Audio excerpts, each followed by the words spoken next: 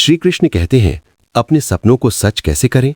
जब जीवन में कठिनाइयां आएंगी तो उसे अपने आत्मविश्वास की कसौटी माने। याद रखें, सच्ची भक्ति और अडिग विश्वास से हर बाधा का सामना किया जा सकता है। अगर आप खुद पर विश्वास करेंगे तो कोई भी लक्ष्य आपके लिए असंभव नहीं रहेगा। जीवन में संघर्ष जरूरी है, क्योंकि बिना संघर्ष के सफलता का आनंद अधूरा है। आज हम ऐसे ही 30 प्रेरणादायक विचारों के बारे में इस वीडियो के माध्यम से बताएंगे, जो आपके जीवन को बदल सकते हैं।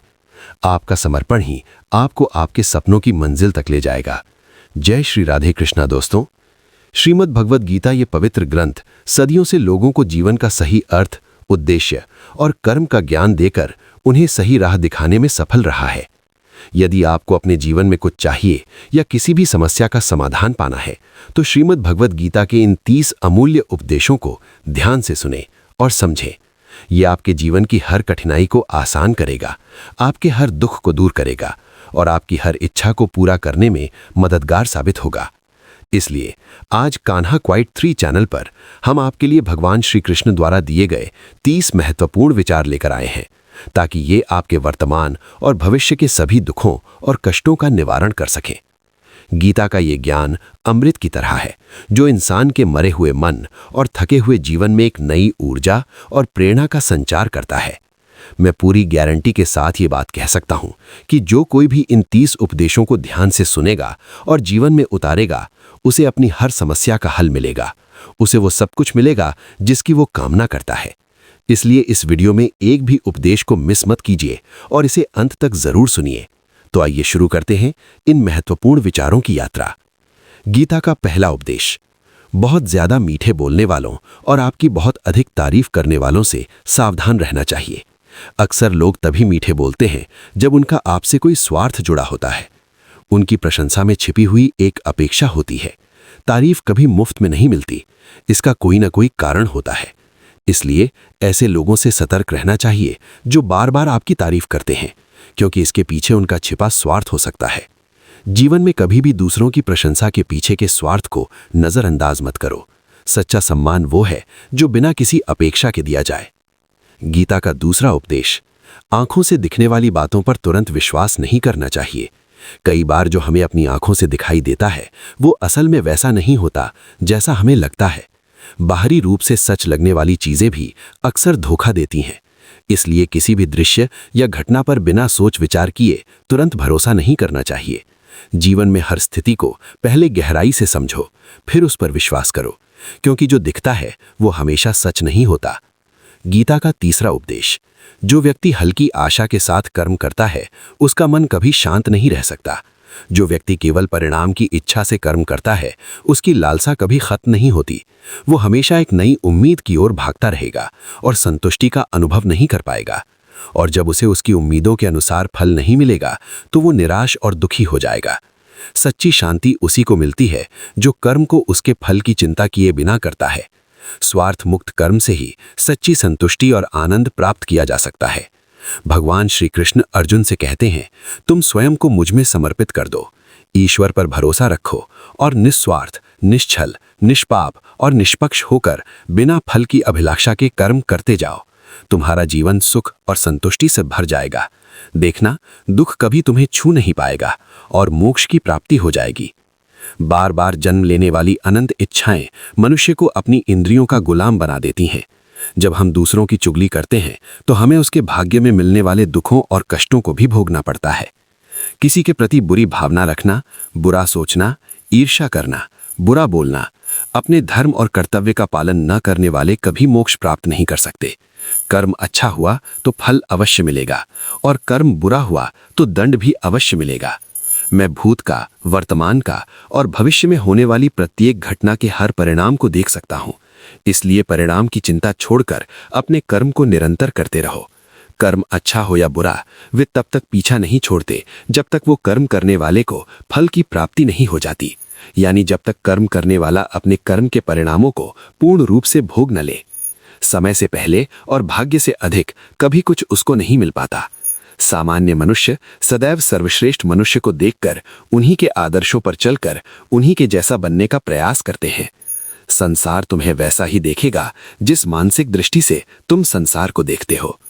बुरी आदतें, बुरी चीजें और बाहरी सुंदरता के प्रति मनुष्य तब आकर्षित होता है जब वो अपनी इंद्रियों का गुलाम हो जाता है। जिस प्रकार जलते हुए छोटे से दिए की रोशनी से प्रचंड अंधकार भी समाप्त हो जाता है, उसी प्रकार जब आप मन में मौजूद अज्ञानता से भरे अंधकार रूपी कमरे में सकारात्मक सोच का तेल डालकर ज्ञान का प्रकाश उजागर करेंगे तो अज्ञानता रूपी समक्ष अंधकार स्वतः ही समाप्त हो जाएगा। श्रीमद् भगवत गीता का चौथा उपदेश ये है कि लोगों में अपना सहारा ढूंढना छोड़ दो।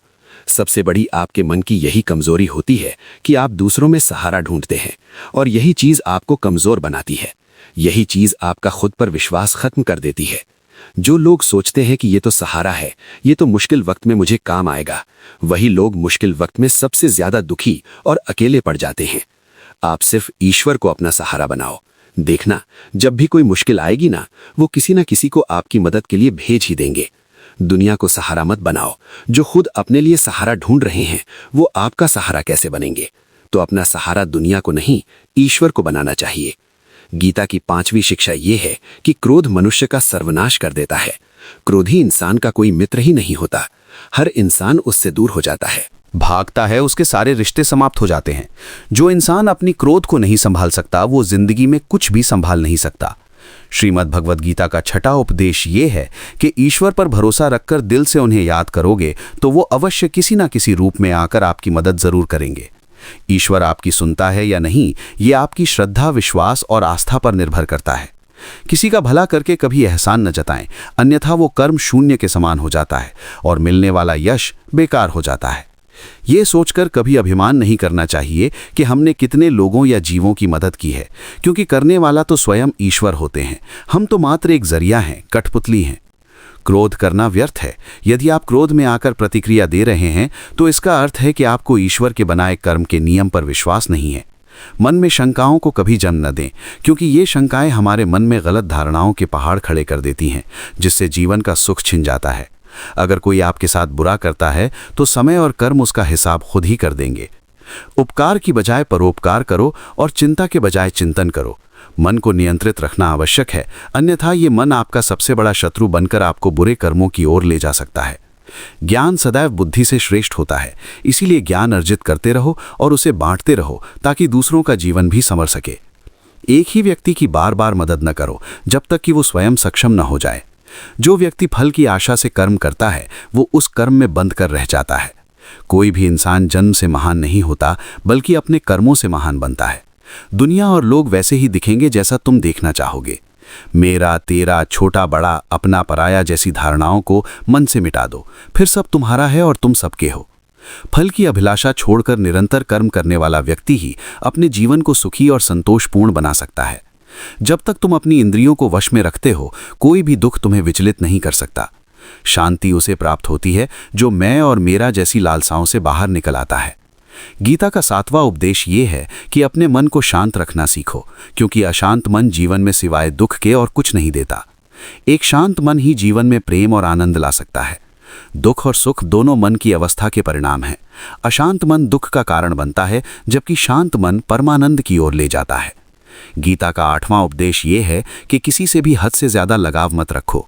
उदाहरण के तौर पर दुर्योधन के पिता धृतराष्ट्र का राजगद्दी के प्रति अत्यधिक लगाव था, जो उन्हें किसी और चीज का ध्यान नहीं रखने देता था। ये मोह पूरे राष्ट्र के विनाश का कारण बना। इसी प्रकार जब हम किसी चीज के पीछे अत्यधिक पागल हो जाते हैं तो वो चाहे हमें मिले या ना मिले, लेकिन हमारी जिंदगी जरूर तबाह हो जाती है। जीवन में सच्चा सुकून सिर्फ आध्यात्मिक ज्ञान से ही प्राप्त हो सकता है। जितना अधिक आप दूसरों की बातों पर ध्यान देंगे, उतना ही आपका आत्मविश्वास कम होता जाएगा। इसीलिए खुद पर विश्वास रखो, अपने दम पर आगे बढ़ो और अपना मार्ग स्वयं तय करो। जीवन में किसी भी पल कुछ भी हो सकता है, इसीलिए हर परिस्थिति के लिए तैयार रहो और कर्म के पथ पर डटे रहो। जीवन सीमित है, समय व्यर्थ मत करो। बुरे अतीत को याद करके दुखी होने से बेहतर है कि उससे सीख लो और नए वर्तमान को सुधार कर एक बेहतर भविष्य का निर्माण करो। किस बात को लेकर परेशान हो? कर्म करो और ईश्वर पर भरोसा रखो। क्या होगा क्या नहीं, ये ईश्वर पर छोड़ दो। जितना अधिक पुरुषार्थ करोगे, स्वर्ग का मार्ग उतना ही सरल होगा। स्वयं को ईश्वर के चरणों में समर्पित कर दो। नित्य अच्छे कर्म करो और लोगों की भलाई करो, उन्हें सही राह दिखाओ। एक ज्ञानवान व्यक्ति कभी भी कामुक सुख में आनंद नहीं लेता, इसीलिए ज्ञानी बनो। जो हो गया वो अच्छा हुआ, जो हो रहा है वो भी अच्छा हो रहा है, और जो होगा वो भी अच्छा ही होगा। वेद और पुराणों को पढ़ने का कोई लाभ नहीं जब तक कि उनकी बातों को अपने जीवन में उतारा न जाए। रावण बुद्धिमान अवश्य था, किंतु वो ज्ञानी नहीं था। उसकी अज्ञानता ने उसे क्रोधी, कामुक और अहंकारी बना दिया, जो उसकी मृत्यु का कारण बना। ईश्वर सभी प्राणियों को समान रूप से देखता है, किसी को ना अधिक प्रिय है और ना ही कम।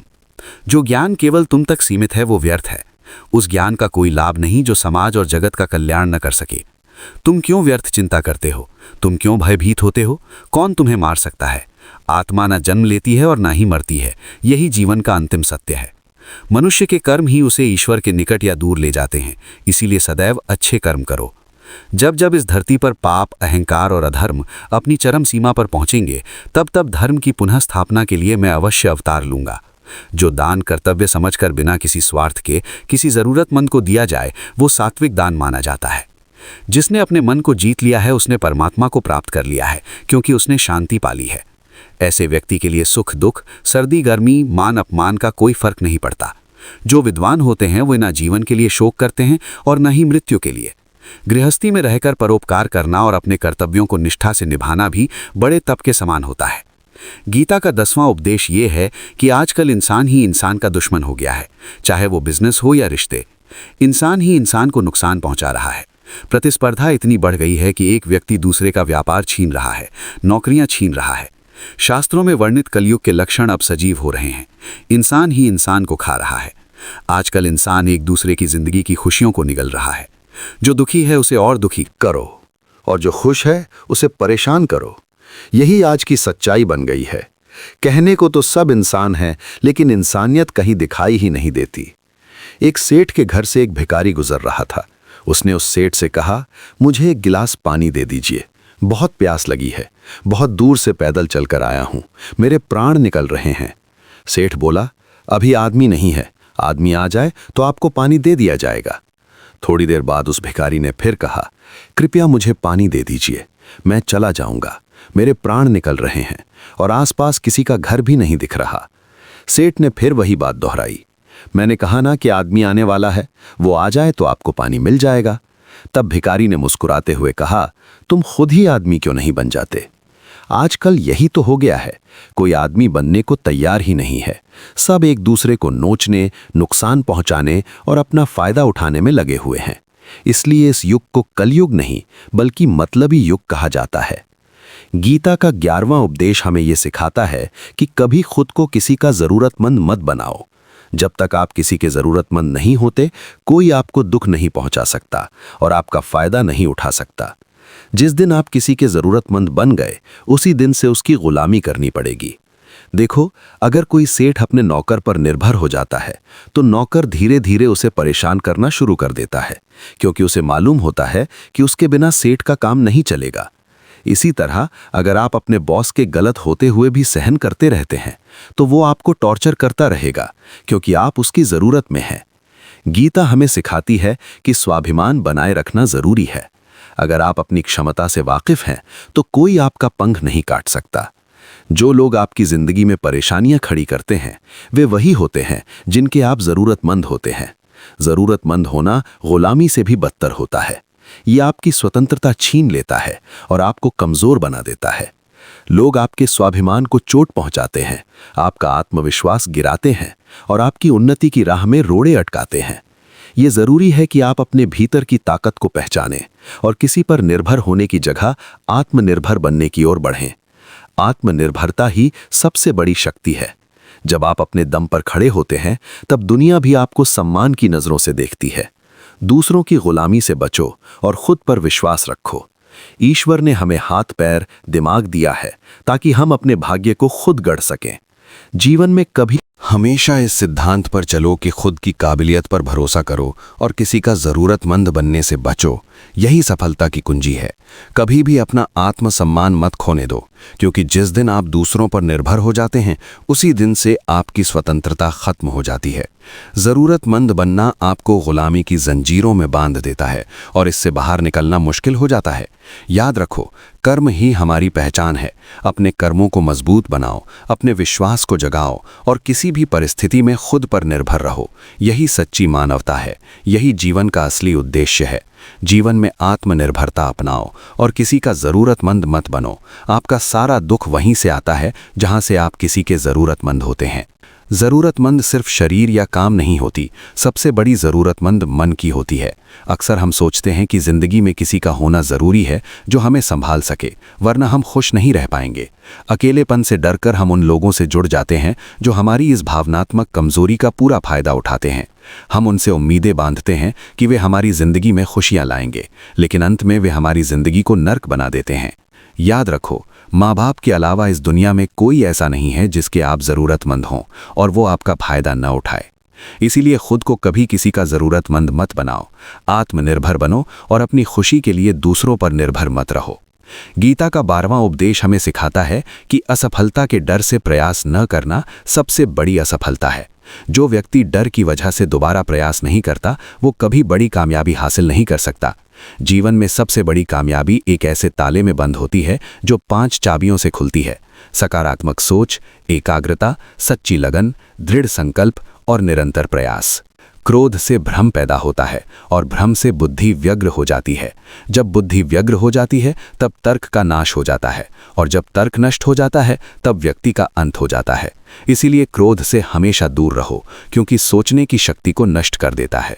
जो व्यक्ति क्रोध में जीता है वो सही फैसले नहीं ले पाता और उसकी जिंदगी बर्बाद हो जाती है।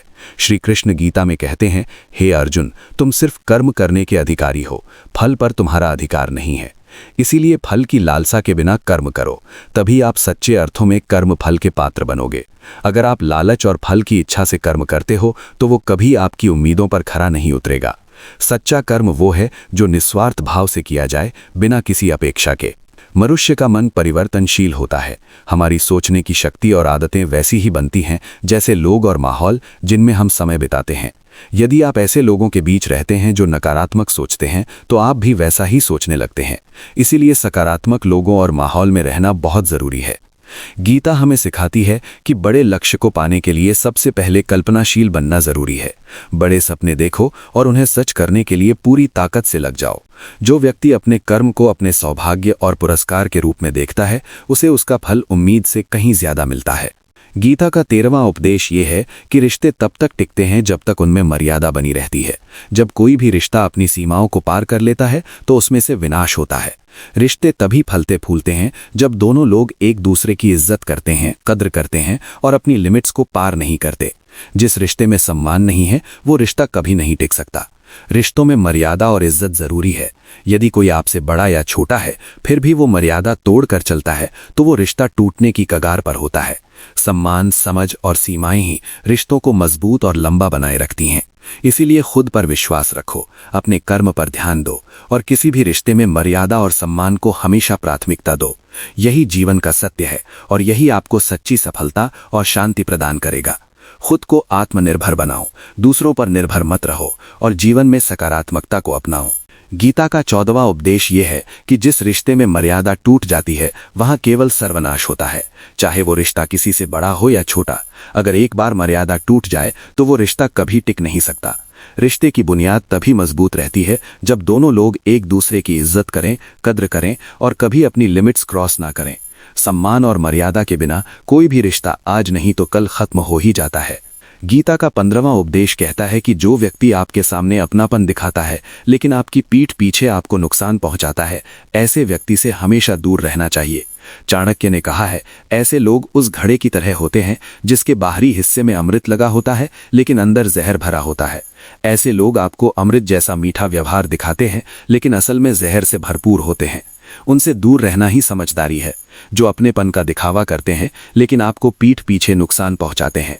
इसीलिए वास्तविक खुशी उन्हीं लोगों के साथ साझा करनी चाहिए जो आपके सच्चे शुभचिंतक हों। गीता का 16वां उपदेश ये है कि अपनी खुशी और दुख हर किसी के सामने प्रकट मत करो, क्योंकि लोग आपकी खुशी पर नजर लगा सकते हैं और आपके दुख पर हंस सकते हैं। दुनिया में बहुत से लोग आपके आंसुओं का मजाक उड़ाने और आपकी तकलीफों को बढ़ाने के लिए बैठे रहते हैं। इसीलिए हर दर्द सबको मत दिखाओ।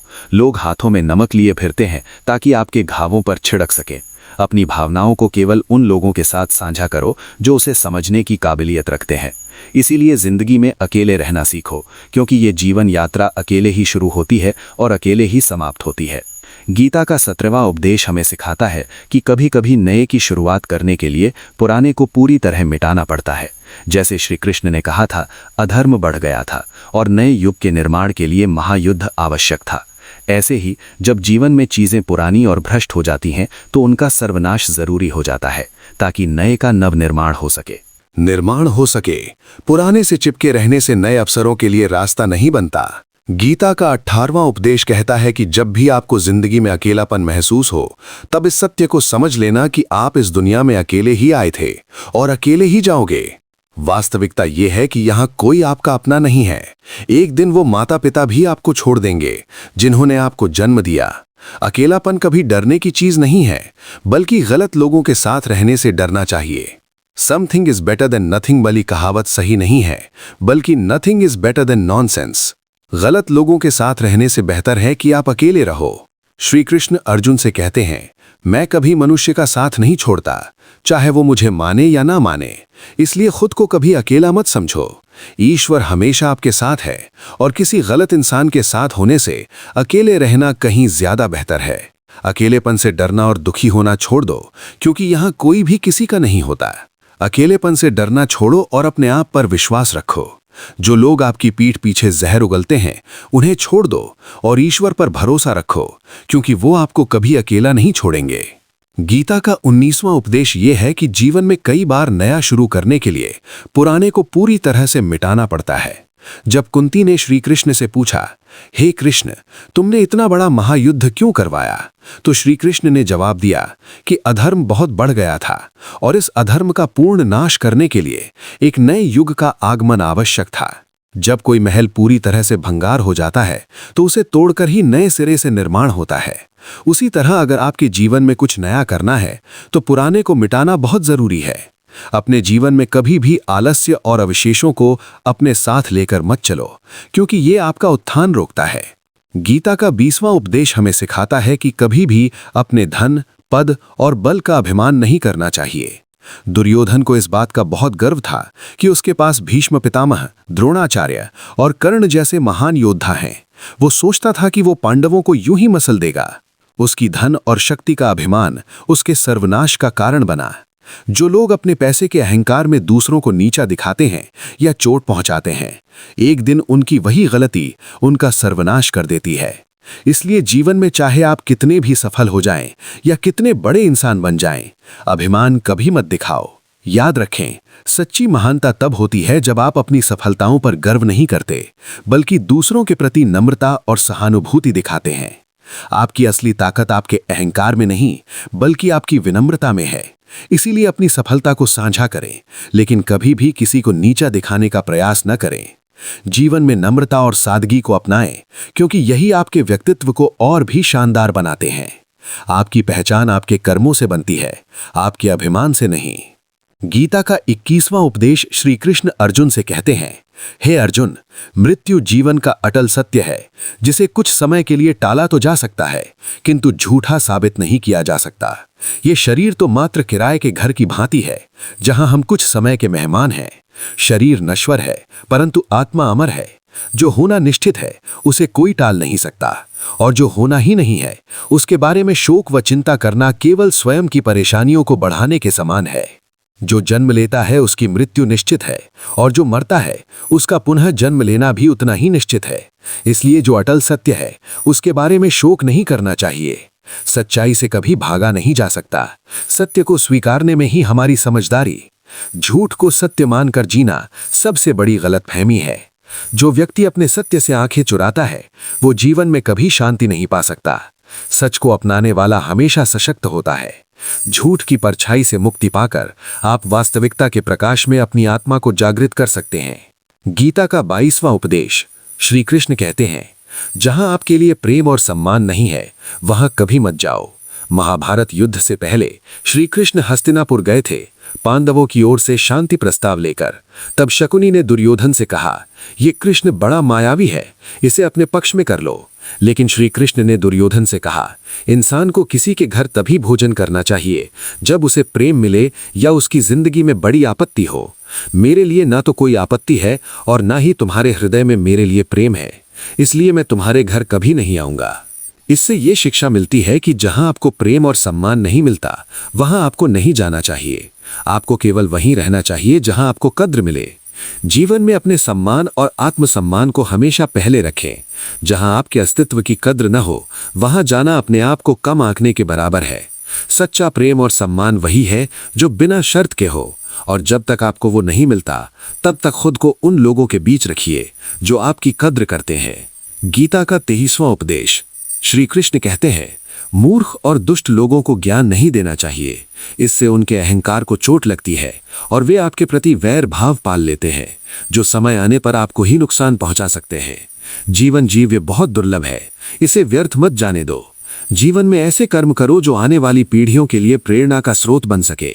श्री कृष्ण अर्जुन से कहते हैं, हे अर्जुन, जो जीवन के मूल्य को जानता है वही मनुष्य अपने जीवन का सही मूल्य निर्धारित करता है, कर सकता है और उसे एक बड़ा लक्ष्य प्रदान कर सकता है। स्वयं के लिए सर्वश्रेष्ठ बनो, क्योंकि जब तुम अपने मूल्य को समझोगे तभी दुनिया एक दिन तुम्हारा सम्मान करेगी।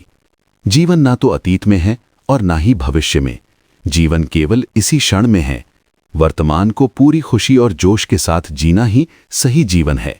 हर एक क्षण को अवसर मानो, क्योंकि यही तुम्हारे भविष्य की नींव रखता है। श्री कृष्ण कहते हैं, हे अर्जुन, तुम्हारे और मेरे अनेक जन्म हो चुके हैं, मुझे तो वे सब जन्म याद हैं, लेकिन तुम्हें नहीं।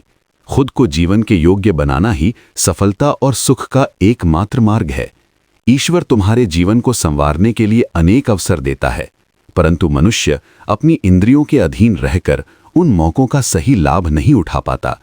अच्छे कर्म करने के अवसर कभी मत छोड़ो। कर्म करो फल की लालसा छोड़कर। कर्म ही तुम्हारी पहचान है, और जब तुम बिना किसी अपेक्षा के कर्म करते हो तभी तुम जीवन में सच्ची सफलता प्राप्त करते हो। इच्छाओं से परे रहकर कर्म करने वाला व्यक्ति ही सच्चा योगी होता है। श्री कृष्ण आगे कहते हैं, बुरे कर्मों के बाद चाहे तुम कितने भी अच्छे कर्म कर लो, बुरे कर्मों का फल अवश्य मिलेगा। एक सच्चा योगी वही है जो कर्म को धर्म समझकर करता है, बिना फल की इच्छा किए। जो व्यक्ति ना तो कर्म फल की इच्छा करता है और ना ही उससे घृणा करता है, वही सन्यासी कहलाता है। गीता का 24वां उपदेश हमें ये सिखाता है कि चाहे आप कितने भी अच्छे या धर्मपरायण हो, लेकिन यदि आप बुरे लोगों की संगति में रहेंगे तो आपके जीवन पर भी उसका नकारात्मक प्रभाव पड़ेगा। संगति का हमारे व्यक्तित्व और कर्मों पर गहरा असर होता है। अगर हम गलत संघ में पड़ जाते हैं तो हम अनजाने में उनके गलत कार्यों और विचारधाराओं का हिस्सा बन जाते हैं। भीष्म पितामह और द्रोणाचार्य जैसे धर्मात्मा भी, जिनकी निष्ठा और ब्रह्मचर्य पर कोई संदेह नहीं था, अधर्म के पक्ष में खड़े होने के कारण अधर्मी माने गए और उन्हें उसी का फल भुगतना पड़ा। यद्यपि वे स्वयं धर्म का पालन करते थे, लेकिन उन्होंने अधर्म का समर्थन किया, जिसके कारण उनकी भी मृत्यु भयंकर पीड़ा के साथ हुई। ये उदाहरण हमें ये सिखाता है कि यदि आप बुरे लोगों के साथ रहेंगे तो अंततः आपको उनके कर्मों की सजा भुगतनी पड़ सकती है। गलत संघ में रहना न केवल हमारे मानसिक और नैतिक विकास को रोकता है, बल्कि ये हमें गलत दिशा में भी धकेल देता है। भले ही आप सीधे तौर पर गलत काम न करें, लेकिन बुरे लोगों की संगति में रहने से आप भी उनके दोषों में शामिल हो जाते हैं। यही कारण है कि श्री कृष्ण ने अर्जुन को इस उपदेश के माध्यम से स्पष्ट किया कि हमेशा अच्छे और सच्चे लोगों के साथ रहना चाहिए, क्योंकि संगति का असर अनिवार्य रूप से हमारे जीवन पर पड़ता है। निष्कर्ष ये है कि हमें हमेशा अपने आसपास के लोगों का चयन सावधानी से करना चाहिए, क्योंकि गलत संगति, चाहे वो कितनी भी मामूली लगे, हमारी सोच, हमारे निर्णय और अंततः हमारे कर्मों को प्रभावित करती है। अच्छे लोगों की संगति ही हमें सही मार्ग पर रख सकती है और जीवन को सफल बना सकती है। गीता का 25वां उपदेश हमें ये सिखाता है कि जो व्यक्ति दूसरों के साथ छल करता है, उसका अंत हमेशा बुरा होता है।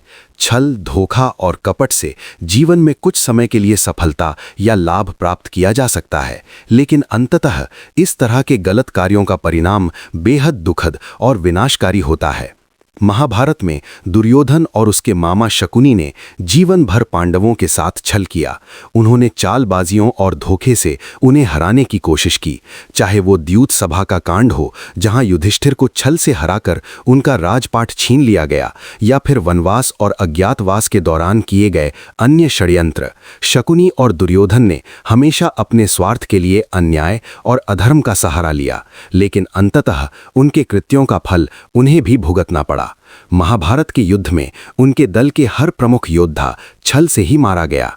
दुर्योधन ने अपने जीवन में जितने भी छल किए थे, उसी छल के कारण अंत में उसकी मृत्यु भी हुई। इससे ये सिद्ध होता है कि कर्म का सिद्धांत हमेशा कार्य करता है। जो जैसा कर्म करेगा उसे वैसा ही फल मिलेगा। दुर्योधन और शकुनी का जीवन हमें ये शिक्षा देता है कि छल, कपट और धोखे की नींव पर खड़ी किसी भी सफलता का अंत विनाशकारी होता है। जो लोग दूसरों के साथ छल करते हैं, वे खुद भी एक दिन उसी छल के शिकार होते हैं। कर्म की गति अटल है और कोई भी व्यक्ति उससे बच नहीं सकता। निष्कर्ष ये है कि जीवन में ईमानदारी, सत्य और धर्म का मार्ग ही सबसे उचित और सफल मार्ग है। छल और कपट से मिली सफलता क्षणिक होती है, लेकिन उसका परिणाम सदैव बुरा होता है। इसीलिए हमें हमेशा सच्चाई और न्याय के मार्ग पर चलते हुए अपने कर्म करने चाहिए। गीता का 27वां उपदेश हमें ये सिखाता है कि आज के युग में बहुत ज़्यादा अच्छा बनना हमेशा सही नहीं होता। पांडवों की कहानी इस बात की गवाही देती है कि जब आप अत्यधिक अच्छे होते हैं तो लोग आपका गलत फायदा उठाते हैं। पांडव जो धर्म और सत्य के मार्ग पर चलने वाले थे, उन्होंने कभी किसी के साथ बुरा नहीं किया, फिर भी उनका सारा राज्य छिन गया। उनकी पत्नी द्रौपदी का भरी सभा में अपमान हुआ और अंततः उन्हें वनवास भोगना पड़ा। ये सब इसलिए हुआ क्योंकि वे धर्म और अच्छाई में अत्यधिक भरोसा करते थे। परंतु दुनिया हमेशा अच्छे लोगों की कद्र नहीं करती, बल्कि कई बार उनका शोषण करती है। आज की दुनिया में अत्यधिक अच्छाई आपको कमजोर बना सकती है। लोग अच्छे इंसान को अक्सर इस्तेमाल करने की कोशिश करते हैं। आप जितना दूसरों के लिए अच्छा करेंगे, उतना ही लोग आपका फायदा उठाने की कोशिश करेंगे। यदि आप भी इस दुनिया में खुश रहना चाहते हैं तो बहुत ज्यादा अच्छा बनने से बचें।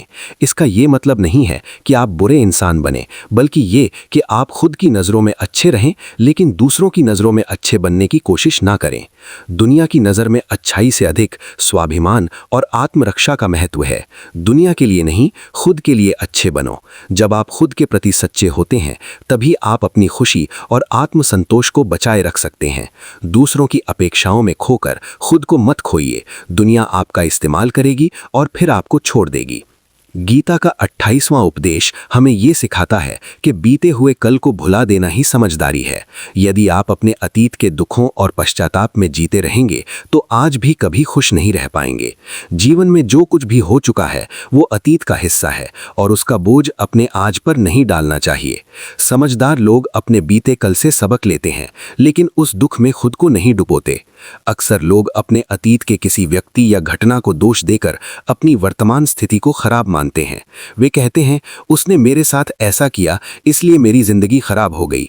लेकिन जब तक आप दूसरों को अपने दुख का कारण मानते रहेंगे, तब तक आप आगे नहीं बढ़ पाएंगे।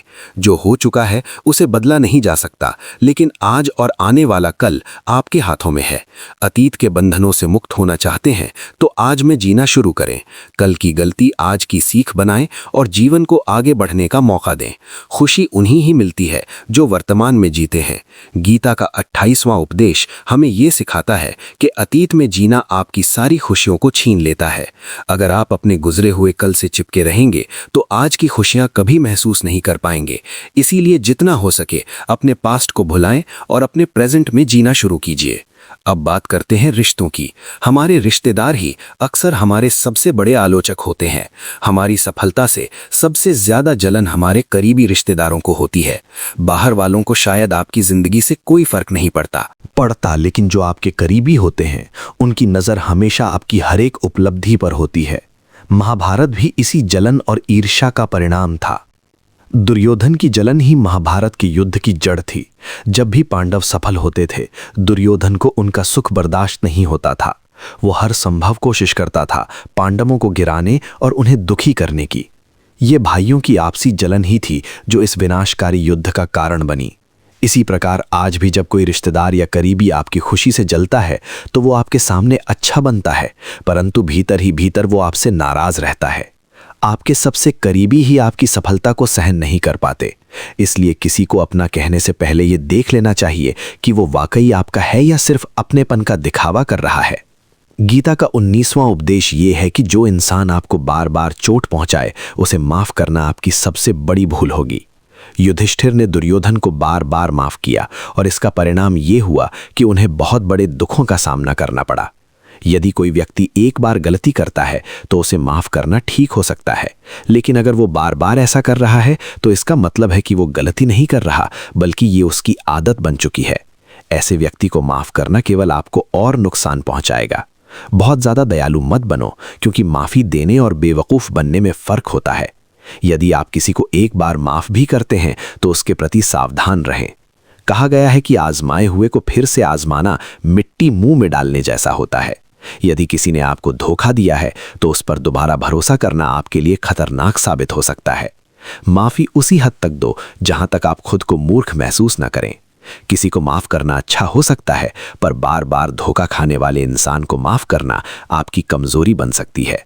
गीता हमें यह सिखाती है कि जो लोग आपके साथ धोखा या छल करते हैं, उनसे दुखी या निराश होने की बजाय आप उनसे सीख लें।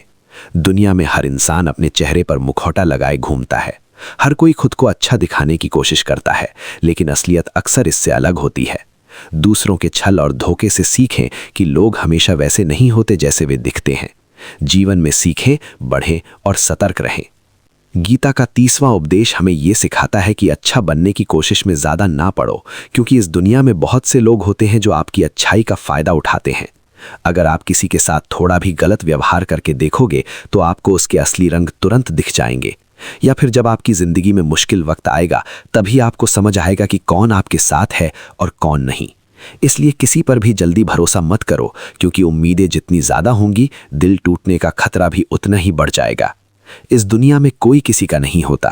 अगर आप अपना दिल ईश्वर को समर्पित कर देंगे तो फिर आपका दिल कोई नहीं दुखा पाएगा। जिससे सबसे ज्यादा प्यार और उम्मीदें हों, वही इंसान आपको सबसे ज्यादा दुख देगा, क्योंकि इस दुनिया में दिल की कोई कद्र नहीं होती। श्री कृष्ण ने अर्जुन से भक्ति योग के 12वें अध्याय में कहा है, हे अर्जुन, अपना मन अपनी बुद्धि और अपना दिल मुझ में ही लगा, फिर देखना तेरा दिल कोई नहीं तोड़ पाएगा। इस संसार में भावनाओं की कद्र नहीं होती, बल्कि लोग सिर्फ अपने मतलब से चलते हैं। जब तक आपसे उन्हें कोई फायदा है तब तक सब आपका साथ देंगे, लेकिन जैसे ही उनका मतलब पूरा हो जाता है वे आपको भूल जाते हैं। इसीलिए जब भी आप किसी नए इंसान से मिलते हैं तो तुरंत उस पर विश्वास मत करिए। याद रखिए, शुरुआत में हर कोई एक मुखौटा पहनकर आता है। अब ये आप पर निर्भर करता है कि आप उस मुखौटे में फंसते हैं या अपनी समझ से काम लेते हैं। अपनी समझ और सावधानी से ही दुनिया में सही फैसले लिए जा सकते हैं। मुखौटे के पीछे की असलियत पहचानना ही बुद्धिमानी है। गीता का 30वां उपदेश ये भी है कि डर से भविष्य के दुख का समाधान नहीं होता। अगर आप डर को अपने अंदर जगह देंगे तो चिंता और परेशानियां बढ़ेंगी और वो आपका मन का सुख छीन लेंगी। किसका डर है तुम्हें? कौन तुम्हें नुकसान पहुंचा सकता है? तुम सिर्फ शरीर नहीं हो, तुम आत्मा हो, और आत्मा अमर है। डर से बाहर निकलो, क्योंकि तुम एक आत्मा हो जो युगों से अमर है।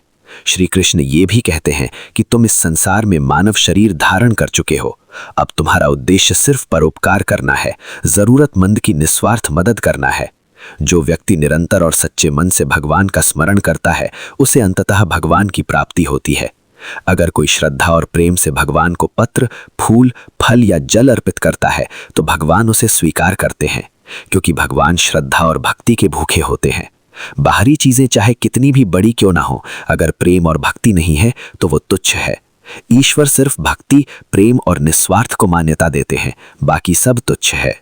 कर्म वही श्रेष्ठ है जिसमें कोई स्वार्थ ना हो। सेवा वो महान है जिसमें केवल परोपकार हो। आज के समय में लोग अक्सर कहते हैं कि प्रेम सबसे ज्यादा पीड़ा देता है, लेकिन सच्चाई ये है कि प्रेम नहीं बल्कि गलत इंसान से प्रेम करना सबसे ज्यादा पीड़ा देता है। असल प्रेम तो जीवन में शांति और आनंद लाता है। अगर किसी इंसान को आपके प्रेम की कद्र नहीं है तो उससे जितना दूर रहो उतना अच्छा। प्रेम की कद्र वहीं होती है जहां दिल सच्चा हो और भावनाएं साफ हों। प्रेम की ये पवित्रता आजकल के रिश्तों में कहीं खो गई है। लोग भरोसे और प्रेम के नाम पर एक दूसरे को ढकते हैं, अगर आपका किसी से प्रेम नहीं है तो वो आपकी भावनाओं को चोट भी नहीं पहुंचा सकता। इसलिए हमेशा इस बात को समझें कि प्रेम पीड़ा नहीं देता, बल्कि गलत इंसान से प्रेम करना दुख का कारण बनता है। जिसे आपके प्रेम की कद्र नहीं है, उसे अपना दिल देना सबसे बड़ी भूल है। श्री कृष्ण हमें ये भी सिखाते हैं कि प्रेम उसी से करो जो आपके प्रेम के योग्य हो। जिस क्षण आपको ये एहसास हो जाए कि आपके प्रेम और भावनाओं की कद्र नहीं हो रही, उस पल आपको उस व्यक्ति से खुद को दूर कर लेना चाहिए। ये सिर्फ आत्मसम्मान की बात नहीं है, बल्कि अपने दिल को बचाने की भी बात है। जहां प्रेम की कद्र नहीं, वहां सिर्फ दूर जाना ही सही विकल्प है। भगवान श्री कृष्ण के विचार हमें जीवन में सही निर्णय लेने और अपने रिश्तों में संतुलन बनाए रखने की प्रेरणा देते हैं। अगर आप इन विचारों से कुछ भी सीखते हैं तो इसे अपने जीवन में अपनाएं। भगवद गीता का ज्ञान सिर्फ पढ़ने या सुनने के लिए नहीं है, बल्कि इसे अपने कर्मों में उतारने के लिए है। आपसे आग्रह है कि अगर आपको ये ज्ञान उपयोगी लगे तो जय श्री राधे कृष्ण कहकर भगवान का स्मरण करें और इस विचारधारा को अपने प्रियजनों के साथ जरूर शेयर करें, ताकि वे भी इस ज्ञान से लाभान्वित हो सकें। और वीडियो को एक लाइक करके अपने कान्हा क्वाइट 3 चैनल को सब्सक्राइब भी करें। भगवान श्री कृष्ण की कृपा हम सभी पर बनी रहे। धन्यवाद। जय श्री राधे कृष्ण।